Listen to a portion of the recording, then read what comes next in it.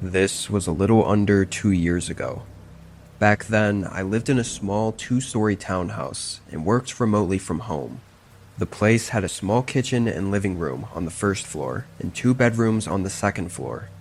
One of those rooms I used as my office. During this time, the unit connected to mine that I shared a wall with was vacant. Nobody lived there or had moved in over 3 months. This night, I was working pretty late.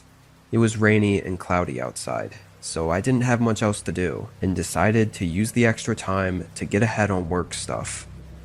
I sat in the office on my laptop for a good few hours. The house was quiet as usual, with the soft sounds of the rain outside ticking against the roof. I think it was just about 8 p.m. when, between the quiet clicking of my keyboard, I heard a thump on the wall next to me. I looked over, sort of confused, and heard it again. This was on the shared wall with the vacant unit, so naturally, it was kind of odd. After a few seconds of thinking, I thought that it must have been the owner checking up on something, or maybe prepping the unit for a tour in the morning. Regardless, I continued working. Over the course of the next hour or so, I heard random sounds from the other units. Creaks, thumps, and various other similar sounds. Oddly, they were spread out. Like I'd hear one creak, then several minutes would pass before I'd hear anything else. But then, at just about 9:30, I heard a door suddenly creak open and then pushed closed. This was louder than all the other sounds that I'd been hearing throughout the night, which made me feel kind of uneasy. It'd been months since I'd heard the sound of the other unit's door open and close, so I didn't actually know how loud or quiet it usually was. After a minute, I decided to take a break and leave the office, heading downstairs just to make sure everything was good with the other unit. I looked out the window next to the front door, seeing if maybe the owner's car was out there, but I didn't see anything. Nothing parked on the driveway or on the road. Also, while down there, I didn't hear a single noise from the other unit. I figured whoever it was must have already left, and so hopefully all the strange noises were done for the night. After checking out the door and double-checking it was locked, I went right back upstairs to my office. I wasn't sure how much longer I really wanted to work for. At this point, I was feeling pretty tired and kinda just wanted to chill in bed for the rest of the night. But I told myself I'd do 30 more minutes. I closed the door to my office, sat down at my desk, and got as much done as I could. During that half hour, I never noticed any more of those sounds coming from the vacant unit. Just the calm rain still trickling down outside. Finally feeling good about the work I'd gotten done, and feeling my eyelids getting heavy, I shut off my laptop and headed out of the office, turning off the hallway lights and going into my bedroom.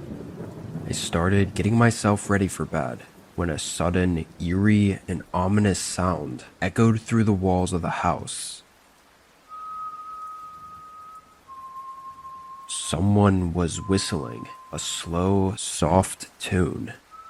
I stood there, silently listening for a few moments, I guess in shock of what I was hearing and how out of nowhere it came from. I quietly walked up to my bedroom door and cracked it open. As soon as I did, I could hear it much more clearly. It felt like it was too loud to be from the other unit, or even outside.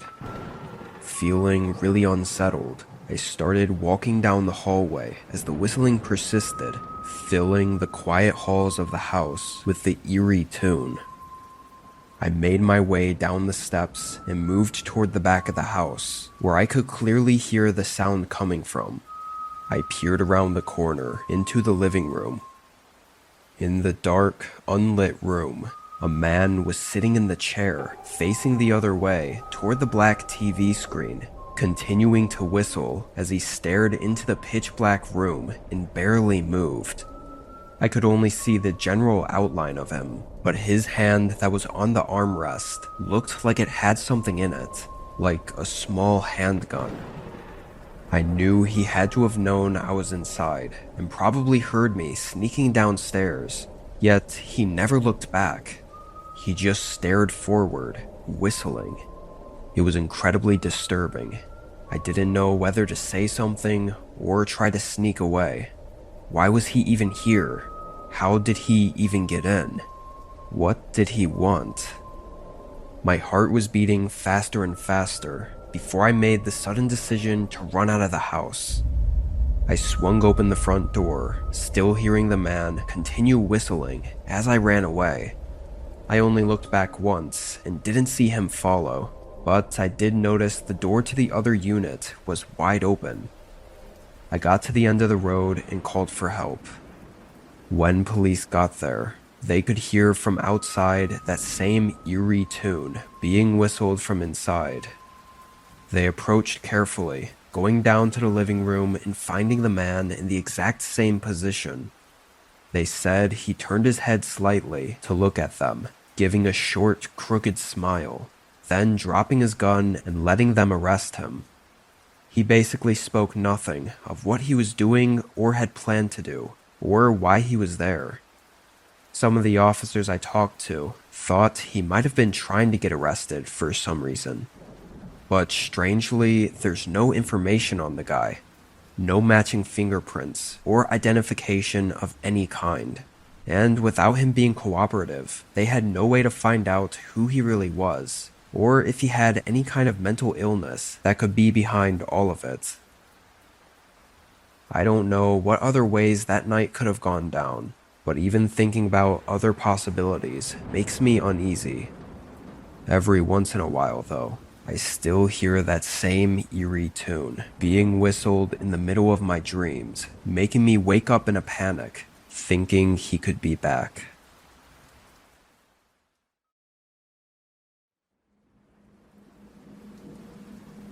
I was 16. I lived in a small home with my parents at the time, sort of on the outskirts of the city. It was in a smaller, wooded neighborhood, about an hour outside of the main city area where both of my parents worked. This was on a regular weekday. It was pretty cloudy and rainy all day, and everyone was talking about this big storm that was supposedly rolling in later tonight. I didn't care too much, so long as I didn't have to walk home in it. Thankfully, it waited until school was out, and for me to get home before the rain started picking up. Usually these storms are over-exaggerated, but as I watched TV in the living room with the windows open, the clouds got darker and darker, and then the rain got a lot worse. But honestly, the most unsettling thing was the wind. Our small, old, and basically wooden house was creaking and swaying as the wind slammed against it, and rain crashed against the roof. Regardless, I was sure everything was good and kind of just listened to the storm as I watched TV and waited for my parents to get home. At about 5:30 though, my phone alarm suddenly screamed at me about a flash flood warning. Not too much later, my mom called. She said a bunch of the roads on the way home were apparently flooded over, and that it was too dangerous for them to drive in, so they'd have to wait it out. I said I was good here, and the house seemed to be holding up, so it wasn't a big deal. Now knowing that my parents were stuck in the city, I got up and found something to eat in the kitchen. As I waited for my meal to heat up in the microwave, I thought I heard something that sounded like a knock, like something knocking on wood. It was so muffled by all the rain and wind that it was hard to tell, and I thought if it was anything, it was probably just something the wind was smacking against the house, so I ignored it. I grabbed my food and moved back over to the couch to watch TV. But before I could even start eating, I heard it again. This time, it kind of freaked me out, because it sounded like it was at the front door, which was pretty much right next to me. And it was the exact same knocking pattern as the one I thought I'd heard when I was in the kitchen. Obviously, this made me think it had to be a person, but outside, in this storm, that really didn't make any sense. I was too scared for a minute to even check out the door, so I kinda just sat frozen on the couch and waited for something to happen. But when nothing did, I finally got up and went over to check out the door. I walked up to the door and looked out the peephole. It was mostly fogged over. All I could see were the blurry shapes of heavy rain pouring down. I looked out there for a while, making sure I didn't see any figures move or something, but with no signs of anything, I felt safe opening the door. At first, I was relieved. Nobody was there. It was just the monstrous storm outside. But then I noticed something weird. In the mud coming up to the porch, there were footsteps. I couldn't actually make out the shoe print or anything, but it was clear by the repeating pattern through the mud that they were definitely footsteps. And given the weather, they had to be recent to not have been washed away already. I felt a chill run through my body before I abruptly closed the door. I was really freaked out and really didn't know what to do. The rational side of me wanted to call my parents, or maybe even the police, because this was really strange with the massive storm going on and for me being alone. But the other side of me didn't want to worry anyone over something that was hopefully nothing. I mean, they weren't on the porch, so they must have already left. At least that was my thought process. I stayed more alert, but refrained from calling anyone yet. I told myself if I saw or heard anything else, though, I'd call. I went back to the couch and ate my dinner, keeping the TV volume a bit lower so I could listen to the storm. Honestly, I don't remember much else from that part of the night, because at some point I just laid down and passed out, waiting for my parents to get home. When I opened my eyes, I wasn't sure why I'd woken up, but the whole house was dark, and the storm was just as loud as it was earlier. I knew a while had passed though, and I was curious how I'd been able to sleep so long without my parents coming home and waking me up. I picked up my phone and checked the time, but immediately saw I had multiple missed calls and unopened texts from my parents. They were just asking if I was okay, and said the roads were still too bad to drive in, and they had to get a hotel in the city for the night. I rubbed my eyes and sat up, not really processing any of the texts I read, and just trying to wake up still. And then I heard probably the most terrifying sound I could have heard in that moment. It was a single footstep on the wooden floor right above me. Not something hitting the house or wind making the house creak. It was unmistakably a footstep inside the house, specifically in my bedroom, which was the room directly above me. My heart started racing as I listened for another few seconds. I followed the sound of the footsteps, staring at the ceiling as they slowly moved through my room. Then they started going toward the door into the upstairs hallway. I knew I had to act fast. I turned my phone on silent and quietly ran into the small downstairs bathroom in the main hallway, keeping the lights off and carefully closing the door behind me and locking it. I don't think they heard me. I opened my phone and turned the brightness on the lowest setting as I called 911. It was pitch black in there, aside from the dim phone screen. Once I saw that the call timer had started, meaning an operator answered, I whispered my name, my address, and what was happening, then went back to staying quiet while keeping the call going. I was afraid to even put my phone on the quietest volume to let me hear the operator, especially as I began hearing the footsteps making their way down the stairs. The low thumps slowly moved through the hallway, rain and wind filling the sound between each step. They walked right past the bathroom door. They kept on until they got to the kitchen, and then a few seconds passed as I waited for the next footstep, and then a few more seconds passed. Before I knew it, I was just waiting for any more sounds or for them to move, but I didn't hear anything. Several long, agonizing minutes passed until a sudden bang at the front door sounded and police called out. I ran out of the bathroom and opened the door, but it was apparent by the lack of any other sounds inside the house that the intruder was gone. The sliding back door was cracked open, leaving the eerie evidence of their absence. Likely, the sound of them breaking inside was drowned out by the heavy storm, keeping me asleep. However, that could actually be the reason that I'm still here today. Whoever the intruder was seemed to only go through the hallway, upstairs, and into my bedroom, so me staying asleep on the couch and not making myself known was probably for the best. Disturbingly though, it seems clear that they were looking for me. What's really unnerving to think about, even today, years later, is that I never saw the person, so I literally know nothing about them. Whether they're a man or woman, teenager or adult, someone I knew, or someone I didn't know. Or worse, someone that I didn't know, but that knew me. Me and my parents have been pretty on edge for the last few years, hoping whoever it was doesn't attempt to come back to continue whatever they had planned for that night.